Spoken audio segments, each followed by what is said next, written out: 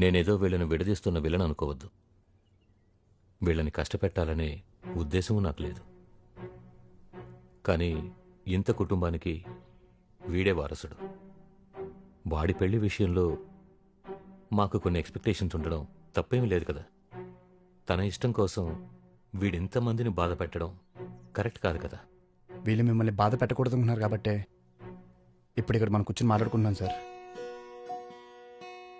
కుటుంబం అంటే వెనక నిలబడి అండగా ఉండాలి కానీ ముందుకెళ్ళనివని కంచి కాకూడదు సార్.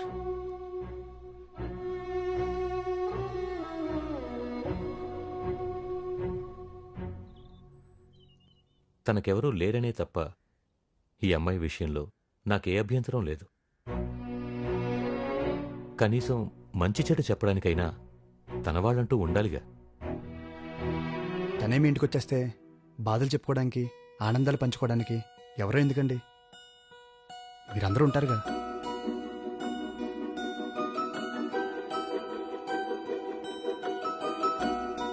ఏ పెళ్ళైనా అమ్మాయిని తన కుటుంబానికి దూరం చేస్తుంది, కానీ ఈ పెళ్లి మాత్రం బిందుకు కుటుంబాన్ని ఇస్తుంది. ఏదో సినిమాలో చెప్పినట్టు ప్రే అంటే ప్రేమించడం, మా అంటే మర్చిపోవడం. బోడి 2 అక్షరాల ప్రేమ, దానికి ఇంత సీను, ఇంతసేపు మీటింగు. ప్రేమ 2 అక్షరాలే సార్, కానీ వాటి మధ్య దూరం 2 జీవితాలు. ప్రేమంటే ప్రేమించడం మర్చిపోవడమే. ప్రేమించడానికి ఒక్క క్షణం చాలు సార్, కానీ మర్చిపోవడానికి ఓ జీవితం సరిపోదు. మీకు చెప్పేంత వాడిని కాదు, కానీ పెద్ద మనసుతో వీళ్ళు కోరుకునే జీవితాన్ని ఇస్తారు, మీ పెద్దరికం కోసం విడతీస్తారు. ఇక మీ ఇష్టం.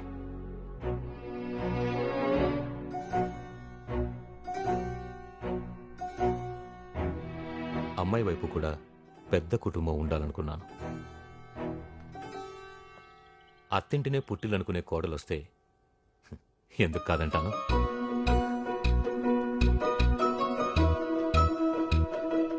Thank you sir. పెళ్ళిలో అమ్మాయి తరపున ఎవరు లేరనే లోటు రానివ్వండి సార్. బిందు పెళ్లి దగ్గరుండి చూసుకునే బాధ్యత మాది. ఏమంటా భూమి? సరే అయితే మేమనుకున్న ముహూర్తానికి వీళ్ళ పెళ్లి చేశాను.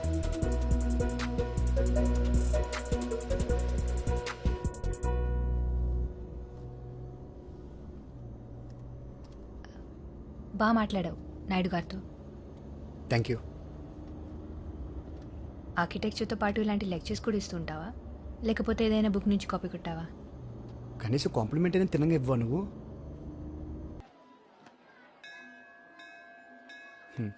మొన్న చూసిన సంబంధం ఏమైందండి? ఖాయం అయినట్టేనా? ఖాయమైతే ఇంకా గుళ్ళు చుట్టూ ఎందుకు తిరుగుతాను? కళ్యాణ మండపాల కోసం చూస్తా గాని.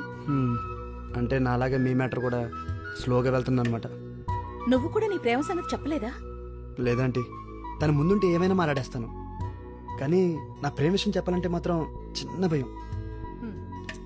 అంత గయ్యాళ్ళు మనకెందుకు గాని.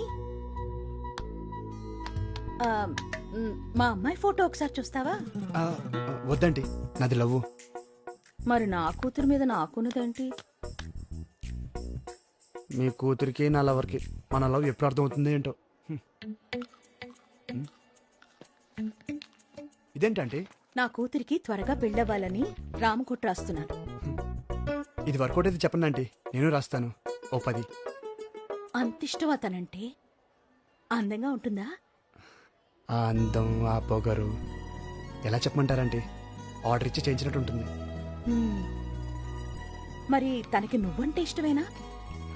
ఇష్టం ఉన్నట్టే అనిపిస్తుంది ఆంటీ, కానీ బయట పడట్లేదని నాకు డౌట్.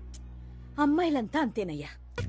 వీడెక్కడికి పోతాడనుకుంటే బెట్టు చేస్తారు, మిస్ అవుతాడని డౌట్ వస్తే బయటపడతారు. అర్థం కాలేదండి.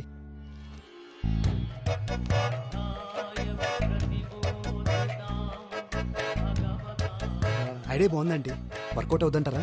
ట్రై చేసి చూడు. ఒకవేళ ఫెయిల్ అయితే ఏముంది, అప్పుడు నువ్వు కూడా రామ్కోట్ రాదు గాని.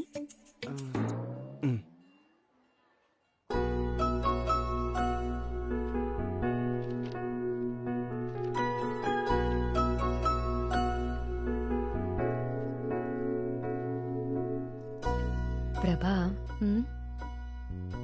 ఏం చేస్తున్నావు? నీకు పెళ్లి చేయమని రాముడికి 1,000,000 సార్లు విన్నవించుకుంటున్నాను. ఆమ్, రాముడు వినేసినట్టున్నాడు. ఇక రామకోటి విరమించుకో. ఏమంటున్నావే? ఇక నువ్వు పెళ్లి కొడుకుల కోసం కాఫీ షాపుల చుట్టూ వెడ్డింగ్ వెబ్సైట్ల చుట్టూ తిరిగే అవసరం లేదు. ఏ సన్యాసుల్లో కలిసిపోదామని డిసైడ్ అయిపోయావా? అమ్మా, ఏంటే? నాకు కావాల్సిన అబ్బాయి దొరికేశాడు. ఇంకా నువ్వు పెన్ పక్కన పెట్టి పెళ్లి పనులు మొదలుపెట్టు. ఏమంటున్నావే? నిజంగానా భూమి? భూమి, నిజంగానా భూమి? భూమి, నా కాళ్ళు చేతులు ఆడలేదు. ఏం చేయాలో తెలియట్లేదు. పూజారికి కబురు పెట్టాలా? పెళ్లి మండపం మాట్లాడాలా? లేక ముందు మొక్కులు తెచ్చుకోవాలా? ప్రభా ముందు ప్రశాంతంగా కూర్చో. అన్నీ చేద్దు గాని తనకు కూడా విషయం చెప్పు నువ్వు.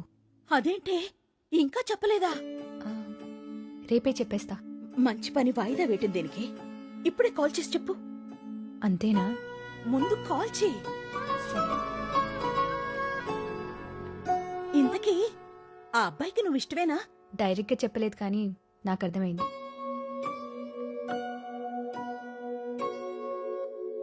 ఈరోజు వర్షం పడడం గ్యారంటీ. ఎందుకు? లేదంటే నువ్వు నన్ను వెతుక్కుంటున్నాడు ఏంటి? ఏం లేదు, ఇంట్లో తోచకట్టొచ్చా.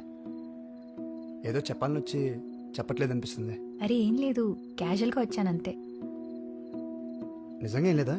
ఎందుకు అలా గుచ్చి అడుగుతున్నావు? దాచే విషయం ఏముంటుంది మన మధ్య?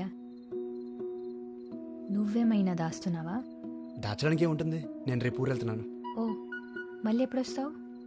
అక్కడ కొన్ని ప్రోగ్రామ్స్ ఉన్నాయి, అవగానే వచ్చేస్తాను. ఏం ప్రోగ్రామ్స్? నా వయసు అబ్బాయి ఇన్నేళ్ల తర్వాత ఇంటికి వెళ్తే ఏముంటాయి? పెళ్లి చూపులు. 30 ఏళ్ళు వచ్చేసాయి. ఇప్పటికీ పెళ్లి చేసుకోకపోతే ఏమైనా దొరకదని గోల పెట్టేస్తుంది మా అమ్మ. నచ్చినా నచ్చకపోయినా ఒకసారి అయితే వెళ్ళి అమ్మాయిని చూడాలి కదా.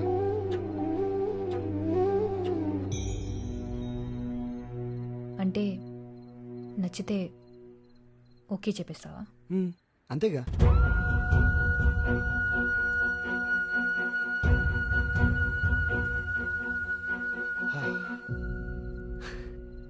యాక్చువల్లీ అంటే అడే బాగానే వర్కౌట్ అవుతుంది. ఇంకొంచెం ట్రై చేస్తే ఓపెన్ అవుద్ది.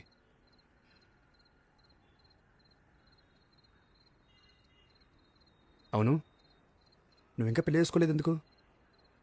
నీకు నచ్చినట్టు దొరకలేదా? లేదా నువ్వే ఎవరికి నచ్చలేదా? జోక్గా ఉంది కదా నీకు? జోక్ అయిపోయాను కదా నేను. ఏమడిగా? పెళ్ళెందుకు చేసుకోలేదా? తాళి కట్టినప్పుడు తల దించుకుంటే చాలు, చేయి పట్టుకున్నప్పుడు కళ్ళు మూసుకుంటే చాలు. అనుకోలేక చేసుకోలేదు. ఒకరిని ప్రేమించి ఇంకొకరితో ఉండలేక చేసుకోలేదు. నీ ప్లేస్లో ఇంకెవ్వరిని చూడలేక చేసుకోలేదు.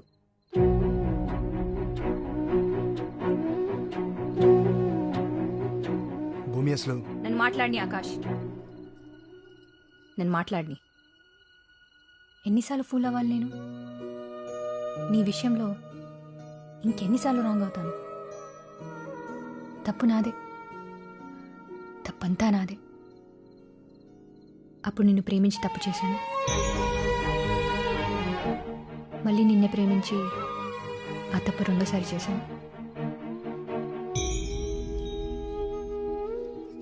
అయినా మళ్ళీ ప్రేమించడం ఏంటి? అసలు నేను మర్చిపోతేగా. అప్పటి మన పరిచయాన్ని, ఆ జ్ఞాపకాలని, నిన్ను దాటొచ్చేసాననుకున్నాను.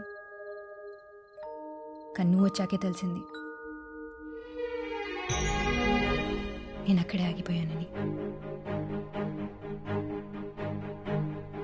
అందుకే ఇంకెవరికి కనెక్ట్ అవ్వలేకపోయానని. సారీలో బాగున్నావని ఒక్కసారి చెప్పినందుకు అలా తప్ప ఇంకోలా నన్ను నేనే చూసుకోలేకపోయాను. నువ్వు సరేలే బాగున్నావు. నువ్వు కాలేజ్లో చేసిన సేవ్ నేచర్ క్యాంపెయిన్ బేస్గా నేను కంపెనీని రన్ చేస్తున్నాను. నేను చేసే పనుల్లో నేను వేసుకునే బట్టల్లో, నా మనసులో, నా ఆలోచనల్లో, మొత్తంగా నా జీవితంలో ఎటు చూసినా నువ్వే ఉన్నావని మళ్ళీ నువ్వు వచ్చాకే తెలిసింది.